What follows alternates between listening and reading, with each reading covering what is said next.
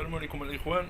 في هذه الحلقه الجديده اللي كتتعلق بالاشغال الاخيره اللي كيعرفها ملعب كبير بطنجه، واللي غنبداوه بهذه المنشات الجميله اللي كتشملها القريه الرياضيه اللي تابعه لهذا الاخير. كما كتلاحظوا منشات رياضيه اللي هي جميله، مسابح اولمبيه، والعدد ديالها جوج ديال المسابح كما كتشاهدوا.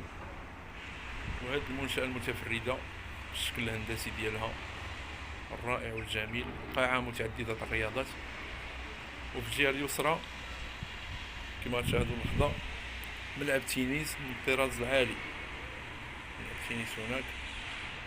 صراحة منشأة هي كذلك جميلة، وإن شاء الله غنخصصوا حلقة لعرض أبرز المنشآت بهذه القرية الرياضية. وهذا هو المدخل الرئيسي ديال الملعب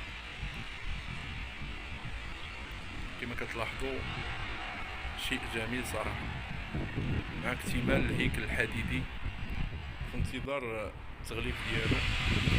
والخطا نبداو بالاشغال. كما كتلاحظوا عدد كبير ديال الكراسي اللي تم الازاله ديالها من الملعب بشكل كلي، تم الاخراج ديالها لخارج الملعب من جميع الابواب. من جميع الابواب العشرة ستجد هذا الكم الهائل، وربما يقدر 65 ألف مقعد، اللي كان هو الطاقة الاستيعابية ديال ملعب طنجة كبير.